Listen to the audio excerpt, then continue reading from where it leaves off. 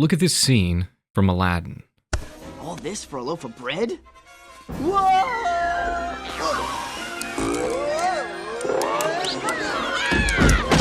In this scene, we have a mix of intense blue, yellow, and even bright red. Those are primary colors, and primary colors are not known for getting along. But if somebody was to walk up to me on the street and say, "What is the basic color palette of Aladdin?" as they tend to do, I would have to say blue, yellow, and red. The animators built an entire movie off the most difficult to work with colors, and it is beautiful. By subtle adjustments, careful proportions, and deliberate control of the colors, the makers of Aladdin put together one of the most beautiful films in the entire canon of animation. A film that not only wrangles the most intense colors into harmony, but uses the colors brilliantly to help tell the story. So let's dig into how the color works in Aladdin. First, let's step back and look at the film from a distance. Each scene could be categorized as either a blue scene, a red scene, or a yellow scene, although the yellow scenes are a lot more subtle than the others. You'll also see a lot of these transition scenes where it starts in one color and ends in another, but we'll talk about those shortly. Each of the scenes will contain some or all of the three colors, but the proportions are not equal. One of the colors in the palette will be clearly and obviously dominant.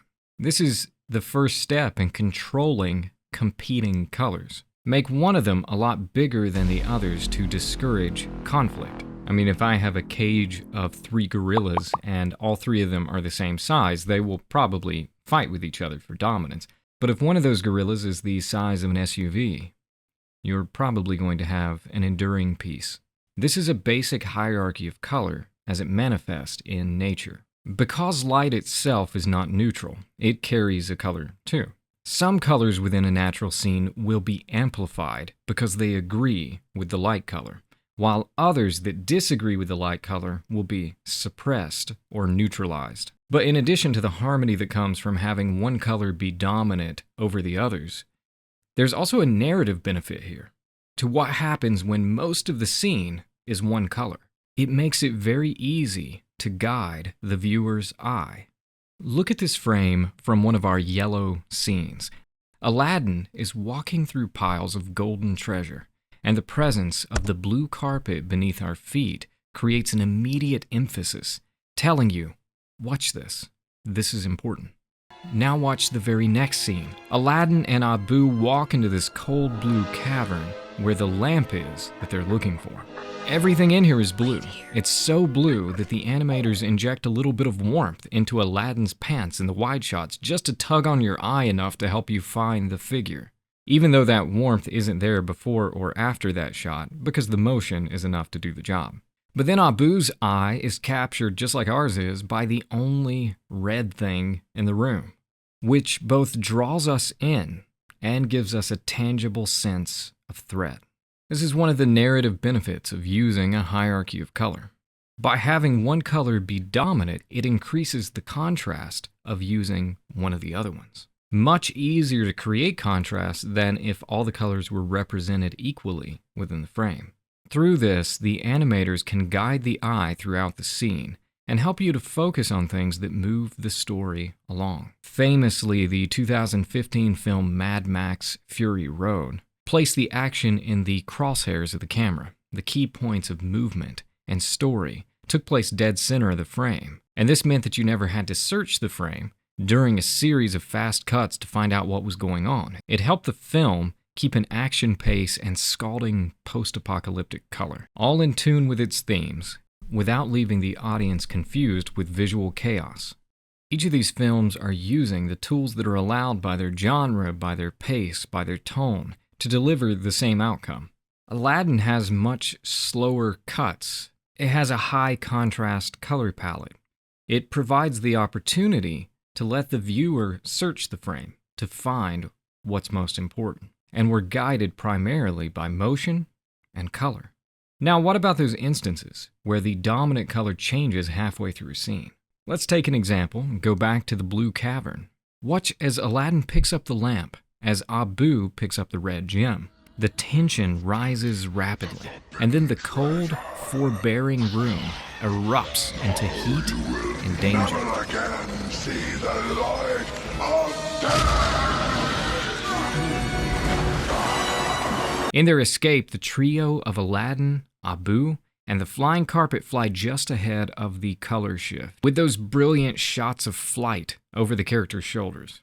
Well, except for the carpet, which has no shoulder. Showing the glow of red behind them, and giving that warning of danger right on their tail. This one isn't rocket science. The change in color amplifies the change within the scene. Just like a change in the music, or in the motion, or in the pace of editing. The scene started out as slow exploration, and then it became urgent and deadly. Now, the color doesn't affect that change by itself.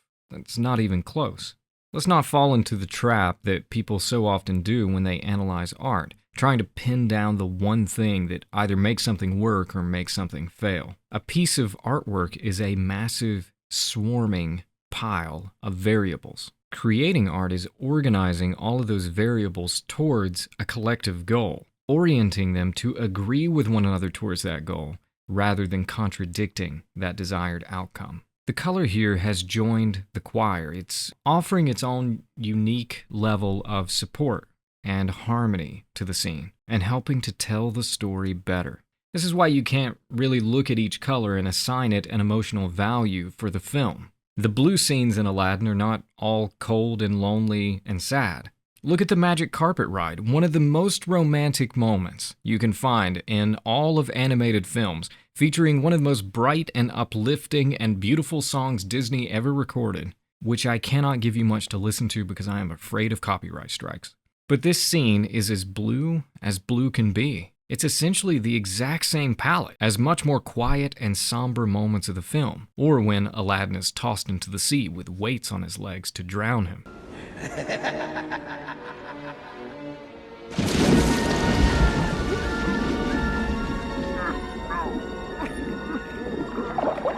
I do love 90s children's movies. But my whole point is just that we shouldn't oversimplify or attribute unwarranted narrative power to color.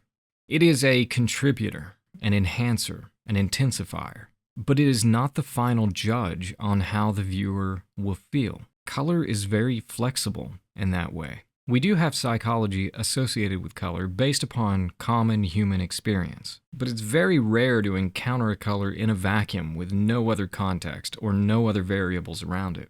So we don't often get clear emotions from color, rather we get a vague sense of high energy and low energy. Warm colors have more energy, cool colors have less. The fact that I'm even using words like warm and cool to describe colors, and you're understanding it implicitly, is kind of an indicator of what I'm talking about. And I know that dichotomy sounds extremely vague, and that's because it is vague. The context around a color can steer you all over the emotional map. And that's how a color palette can give us cold, lonely, and threatening, and also romantic and beautiful and sweet. Now, I am sure that some of you have to be bewildered as to why at the beginning of the video I simplify the color palette of Aladdin down into red, blue, and yellow. Look at the opening credits, and within a few seconds you'll say, "That's purple. That's purple. Your video is debunked." There are a host of colors within Aladdin's color palette that I would not call blue, yellow, and red. You can find plenty of orange, magenta, brown, maroon, purple, etc., etc. But if we look at the typical color palette on the color wheel, it might clarify why I characterize it the way that I do. The space of color used for the film are functionally the three primaries, and then bridge colors between them, generally excluding greens. Green definitely shows up in the film, but we will talk about it later. So let's go back to our example of shrinking some colors and increasing the size of others in order to help them get along. You know what helps them get along even better? Peacemaker Colors. Their personalities are not as strong, and they help to keep the more intense colors away from each other. So in our gorilla cage, you have a bunch of extra gorillas who are incredibly virtuous and humble. Now look at this moment where Aladdin enters into the gaping maw of the giant desert sand tiger. I have always thought of that as a tiger, but now in recording this video I realize I don't know that it is. Tell me in the comments or something. The three primary colors are present, but their edges are softened by changes in hue, saturation, and value. They do not hit each other with full force. Rather, these intermediary colors absorb the blow and foster a harmony within the frame. Even this proximity of intense colors is rare, however. The film seems to use them most when danger is afoot, such as when Aladdin is dangling over the abyss about to receive his eternal reward. Your eternal reward. Or later in the film, when Jafar just starts blasting. To your precious Prince Ali! One little side note here about the scene where Jafar is in disguise. In one moment, his teeth flap around like spider legs. And then when he pulls off his beard, his teeth go back to normal. Those weren't fake teeth. It was a fake beard. Some people have control of a muscle that lets them move their ears. Does Jafar have the equivalent of that for his teeth? Anyway, that's always bothered me. But if we take another scene from the film, we can see how a typical color scheme plays out. Watch Jasmine walk through the market. Here, the dominant color is red, and the second most dominant is yellow. The majority of other hues bridge between red and yellow. And then blue, indigo, and purple are used sparingly in the background as a kicker or a rogue color. It's the color that gets added in small measure, like seasoning. This is a basic formula for many scenes in the film. One color takes the role of captain, another is like the first mate, the crew is all between them, and the leftover of the three primaries is the stowaway. The metaphor has many problems anyway. For one, it doesn't actually apply to quite a few scenes in the film. For example, on the balcony scene after Jasmine and Aladdin return from the carpet ride, the blue is hardly a stowaway. It's more like the ship itself providing the backdrop for the scene, even though the basic dichotomy is yellow and red. So I certainly don't want to fall into the trap of oversimplifying the color work on this film just to fit a metaphor. Instead, let's take it loosely. And that the basic principle in play here is that there are roles for each of the colors in each scene. Those roles shift throughout the film, and each color is also modified, depending on its role, in relation to the other colors. Just look at the Prince Ali parade from the midpoint of the film. I would call this a yellow scene for its warmth, but it's more of an orange, really. Reds are a subsidiary role, mostly occupying the shadows, but the blue, which is a large part of the frame, diminishes by brightening, like the rest of the scene, desaturating, and warming, which is what happens when you throw just a little bit of yellow into blue. So this is our basic pattern. Two colors, bridge between the two, and then one or a few variations of the third color playing a minimal or background role. And these changes are not random. They serve the story by oftentimes being our first impression of a scene, giving us a glimpse of the tone of a given moment.